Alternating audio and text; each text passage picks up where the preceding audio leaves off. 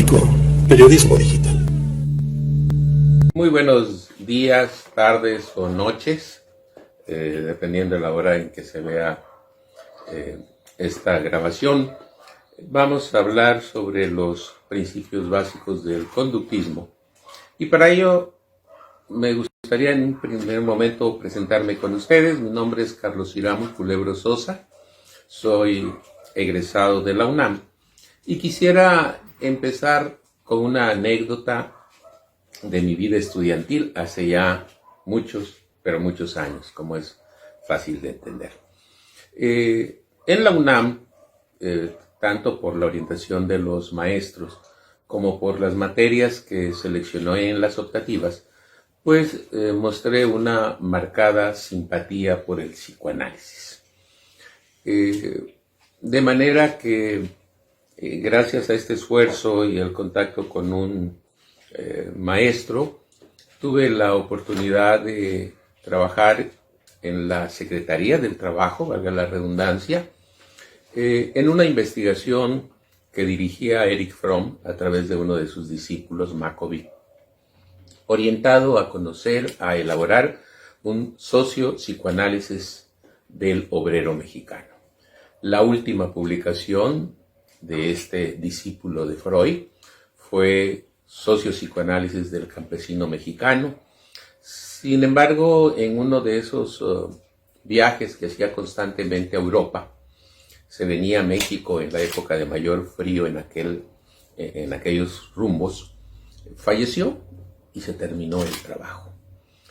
Y tuve la oportunidad de ocuparme en un colegio particular, muy caro por sus colegiaturas, al cual fui invitado justamente por la maestra que me dio terapia de la conducta.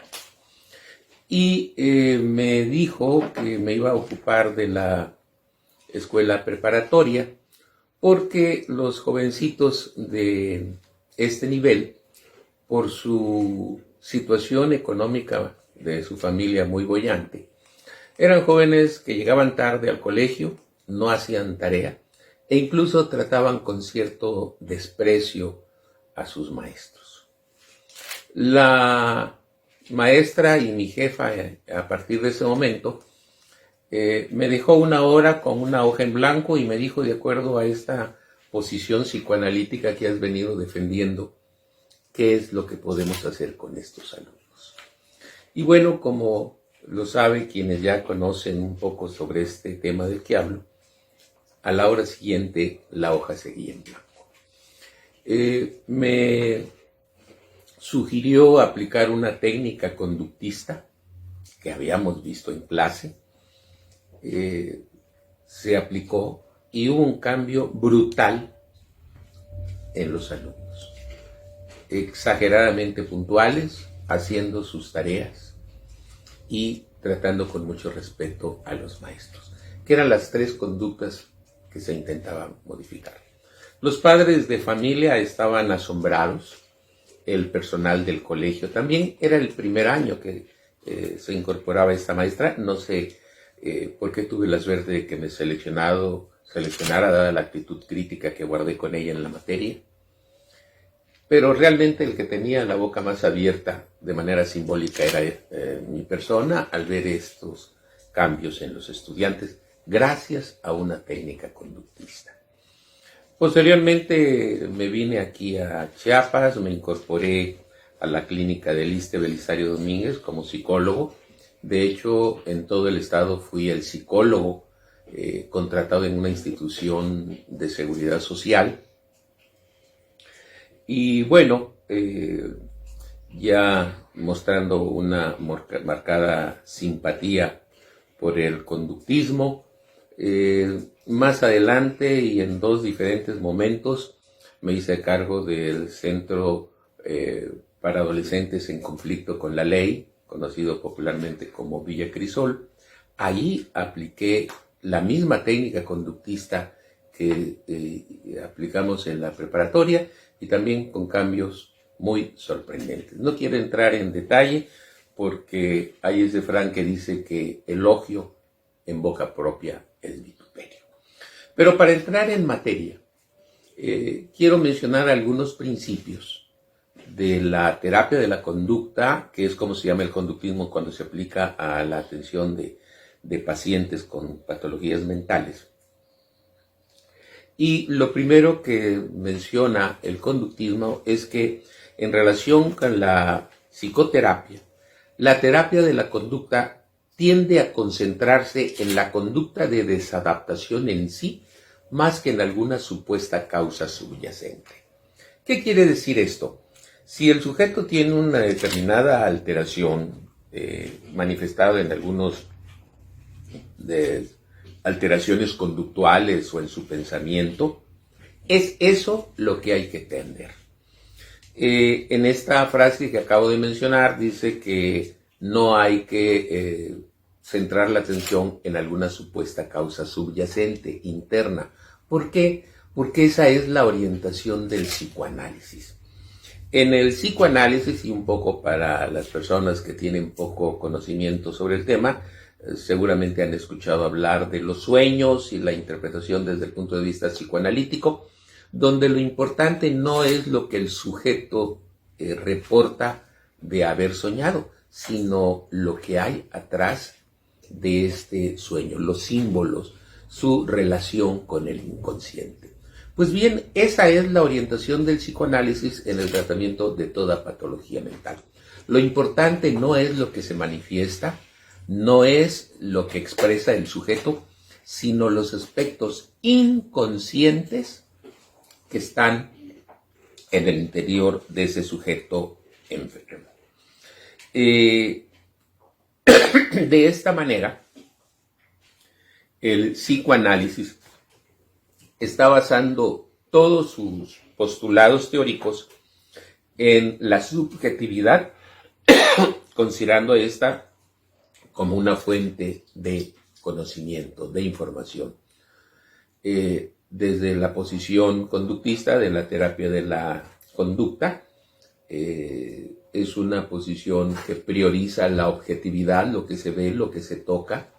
Es una aproximación científica, dicen algunos, aunque desde la posición psicoanalítica dicen que lo que ellos hacen al considerar lo que están sintiendo de un sujeto, eso también es una aproximación válida. Por cierto, en esta aproximación psicoanalítica no se le da ningún crédito a lo que el sujeto siente o piensa de sí mismo, de sus actos presentes o pasados. Lo importante es lo que dice su terapeuta, psicoanalista, que lo podemos comparar como un buzo que es la única persona que tiene las capacidades y habilidades para sumergirse en el mar del inconsciente del sujeto al que trata, y él, y solo él o ella, puede ver cuáles son los problemas que está teniendo el sujeto en cuestión. Por cierto, desde los principios de todo este pensamiento psicoanalítico, que como seguramente saben muchos de quienes están escuchando, todo el pensamiento que surgió a raíz de don Sigismundo Freud, una de las ideas centrales que él mencionó es que toda persona que se dedicara al psicoanálisis debía tener su propio psicoanálisis personal para evitar que sus propios conflictos personales no interfieran al analizar la del sujeto que está tratando. Pero, curiosamente, el que dice esto no tuvo su propio analista. Por razones históricas, desde luego, fue el primero que dio origen a todo esto.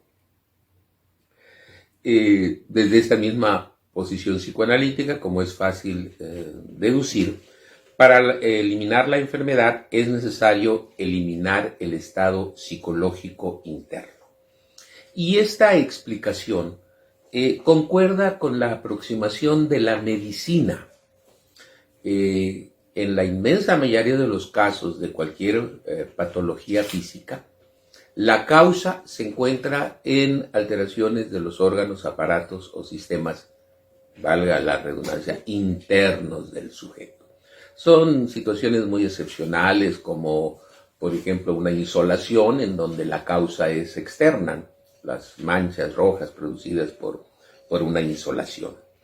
Entonces, esta aplicación de la medicina la lleva a Freud al campo del psicoanálisis y señala que todo el origen de las patologías viene en el inconsciente, esa parte a la que no se puede tener acceso más que una persona que ha sido entrenada para conocerla.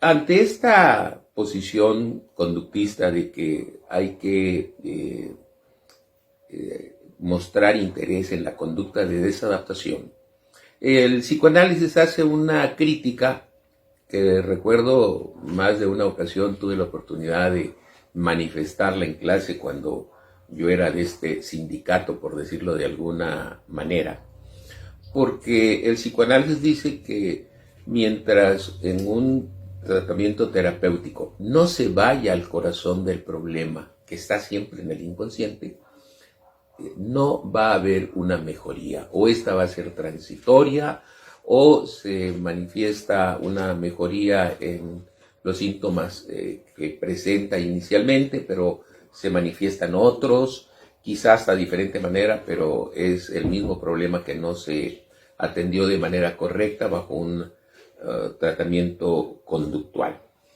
Sin embargo, a este cuestionamiento psicoanalítico, lo que se dice desde la posición conductista es que, a diferencia del psicoanálisis, cuando un sujeto es dado de alta, se hace un seguimiento de él o de ella, generalmente a los 30 días después de la alta, después a los 60 días de esta primera cita y finalmente a los 90. Que si lo traducimos en meses, pues estamos hablando de que se le da un seguimiento invariablemente a los sujetos pues por cerca de año y medio. Y si ha habido un adecuado tratamiento, el sujeto sigue manifestando la mejoría que expresó desde el momento en que fue dada de alta. Por otro lado, el conductismo, otro de sus principios, es suponer que los principios psicológicos, especialmente los del aprendizaje, son útiles para modificar la conducta de desadaptación.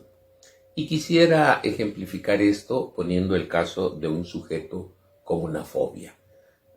La fobia son un temor absurdo, exagerado, hacia hechos, circunstancias o personas que no representan ningún peligro real. Y así tenemos personas que tienen fobia a lugares abiertos, a lugares cerrados y a 20,000 circunstancias. Bajo la aproximación psicoanalítica, lo importante es saber, disculpen por la insistencia, pero quiero que esto quede claro, saber cuáles son los aspectos internos que están dando origen a esta fobia. Desde la posición conductista, no importa las causas internas, sino el problema en sí, y tratar de aplicar principios psicológicos para que el sujeto tenga una nueva forma de ver ese objeto, circunstancia o persona que le genera miedo. Y la mayor de las veces los resultados son extraordinariamente sorprendentes. Lo digo porque en la consulta privada, que cerré ya hace algunos años por razones de salud, pues traté a algunos sujetos fóbicos y todos, sin excepción, con excelentes resultados. Bajo esta interpretación psicoanalítica en donde, repito, disculpen la insistencia, lo importante es lo interno, lo que está en el inconsciente, pudiéramos semejarlo como tratar de ver el interior de una cebolla. Y lo que hace el psicoanalista es quitar una capa, que es la conducta manifiesta del sujeto, pero al quitar esa capa se encuentra con otra capa igual, que es la segunda capa de la cebolla.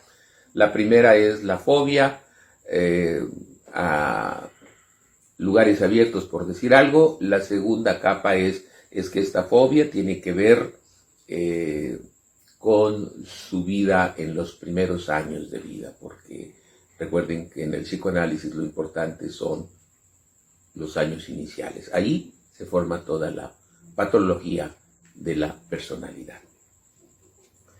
Pero después de analizar esta segunda capa, en donde sí este problema viene desde los años iniciales, y quitar esa capa, se encuentra una tercera capa, que es igual a la anterior, que por decir algo tiene que ver a lo mejor con los conflictos con la madre o con el padre, a cierta edad donde el sujeto no tenía plenamente conciencia de sí mismo, pero dice el psicoanálisis que estos aspectos están influyendo en la época actual en que está buscando el tratamiento por la fobia a la que ya he hecho referencia. Y si tratamos, el psicoanalista trata de analizar esta tercera capa, pues se encuentra con unos problemas entre los padres y así se desprende capa tras capa de la cebolla, de manera tal que al llegar al corazón de la cebolla, pues ya no hay ninguna cebolla. Esto es lo que sucede con muchas explicaciones psicoanalíticas. Alguna ocasión vino por aquí a Tuxtla Gutiérrez un destacado psicoanalista, quien habló sobre el alcoholismo y dijo, pues el alcoholismo tiene que ver con situaciones no satisfactorias en la infancia, en la época del destete, y esto tiene que ver con esta otra causa, la segunda capa, y así habló de 7 capas, en donde pues es un poco difícil aceptar que todo esto sea una aproximación científica. Así de simple, así de sencillo y así de trágico. La otra principio de la terapia de la conducta nos dice que implica la especificación claramente definido de los objetivos del tratamiento. Si lo comparamos esto con el taller automotriz, pues resulta que en un taller automotriz hay diferentes herramientas para tratar la ponchadura de una llanta, para quitar los golpes del propio automóvil o la vestidura de los sillones. Hay diferentes herramientas para los diferentes problemas que tiene. En el taller del psicoanalista no hay ninguna herramienta, porque el mecánico psicoanalista, si me permiten el ejemplo, lo único que hace es escuchar el ruido de ese vehículo paciente y con base en eso saber lo que está pasando en el inconsciente del sujeto. Entonces, mientras en el conductismo hay diferentes estrategias, diferentes técnicas, que son las que se ven habitualmente en las clases de modificación de la conducta y terapia de la conducta en psicología. Resulta que en el psicoanálisis pues nada más es uno solo. Siempre es el mismo, independientemente de la falla que pudiera presentar el vehículo que le llevaron para su atención. Repito, la terapia de la conducta, el conductismo, implica la especificación claramente definida de los objetivos del tratamiento. Otro más, que de alguna manera es derivado de lo anterior, nos dice que el conductismo adapta el método de tratamiento al problema del cliente. De alguna manera esto lo menciono con el ejemplo del taller mecánico de uno y de otro.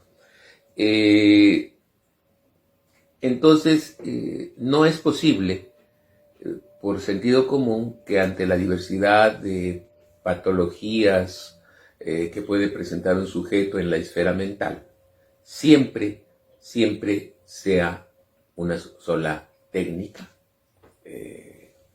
para tratar al sujeto en cuestión. Y otro principio más de la terapia de la conducta nos dice que se concentra el tratamiento en el aquí y ahora. Como ya lo dije y lo quiero repetir, en el psicoanálisis siempre las causas del problema se van a buscar en el pasado. Ahí, en los primeros años de la infancia del sujeto, se formó ese problema que presenta en la actualidad. Bajo un tratamiento conductista, lo importante es lo que está presentando el sujeto en el momento de estar buscando la ayuda psicológica. Desde luego, esto no niega la posibilidad de que un problema actual pueda haber tenido su origen en la infancia. Y se me ocurre decir, a manera de ejemplo, una abuela muy estricta, muy rígida, y en la actualidad la persona en cuestión pudiera tener cierta dificultad en su trato con personas del sexo femenino. Pero aún en estas circunstancias, lo fundamental, lo prioritario, lo básico es analizar el problema que está teniendo actualmente. Es relativamente frecuente que los sujetos que no tienen esta información sobre las dos aproximaciones tan opuestas, muchas veces empiezan en la consulta inicial, antes de decir lo que le está pasando en el aquí y ahora, querer hablar de su infancia porque saben que eso es lo que interesa en un tratamiento psicoanalítico cualquiera, lo cual está partiendo de un concepto erróneo por no tenerse la información que estoy proporcionando.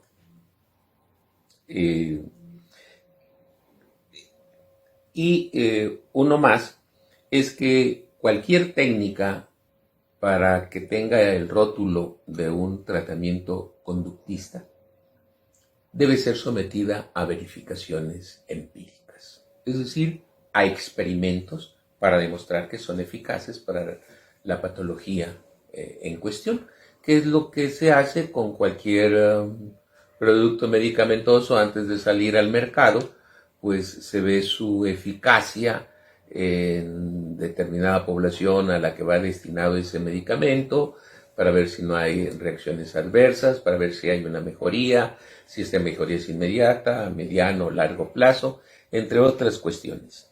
Pues bien, esto es lo que hace también con cualquier técnica. ¿Qué sucede en el psicoanálisis? Se acepta como válido todo lo que escribió don Sigismundo Freud, que por cierto fue un escritor muy prolífero por la gran cantidad de textos de obras que publicó. Pero los textos, por otro lado, tienen una pequeña falla.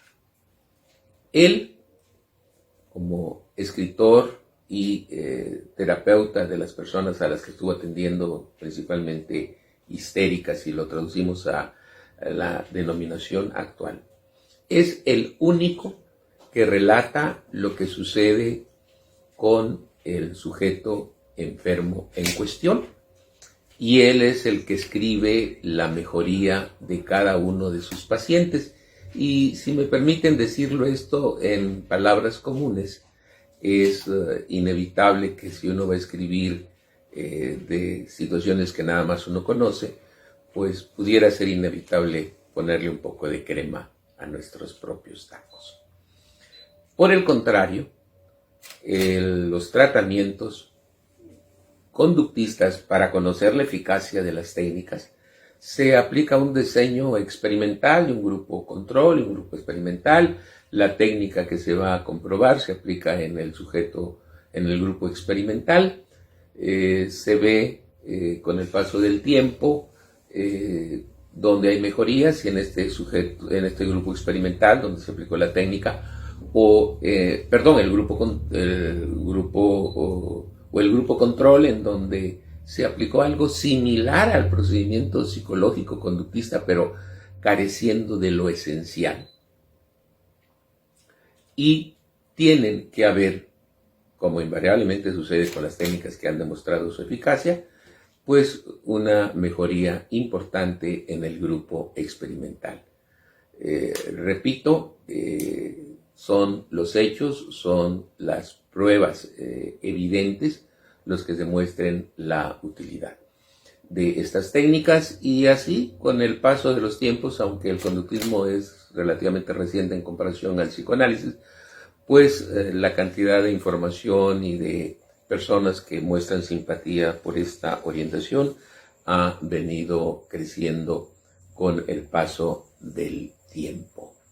Estos son, en términos generales, los principios de la terapia de la conducta, de la aproximación conductista o la aproximación neoconductista, si queremos mencionar algunos componentes que se han agregado, pero no quisiera mencionar en este momento para no distraer del tema central. Un poco resumiendo lo que he expresado hasta acá, en el conductismo, por ende en la terapia de la conducta, se prioriza la objetividad como fuente de conocimiento, como una aproximación científica, mientras que en el psicoanálisis la subjetividad. Me pregunto y pregunto a quienes me escuchan, ¿la subjetividad es fuente de conocimiento científico? Lo que yo siento, pienso, es más válido y es más científico que lo que el propio sujeto está sintiendo. Y quiero terminar esta exposición con este ejemplo.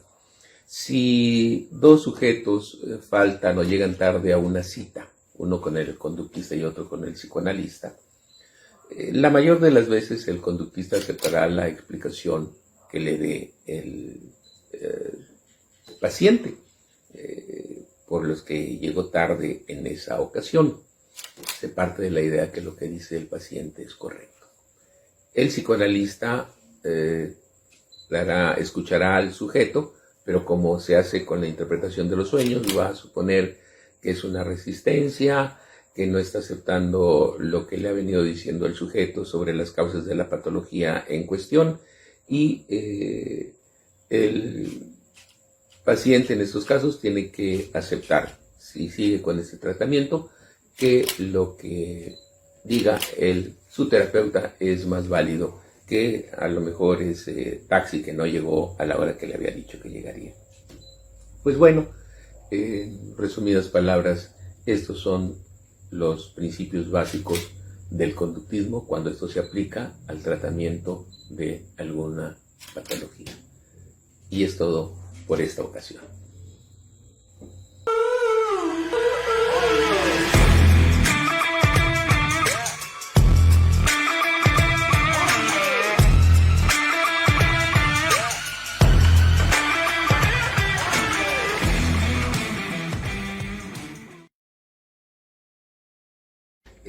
En la aproximación psicoanalítica, una idea central en su terapéutica es el inconsciente.